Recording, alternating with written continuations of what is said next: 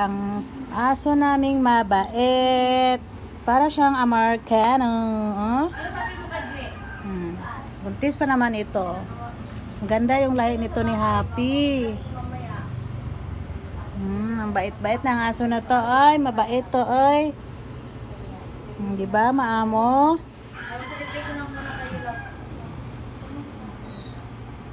Happy. Ang bait ng aso namin na to. Laki na yung tiyan mo, oh. Yung didi mo. Naglalakihan na, oh. Yan na. Ha?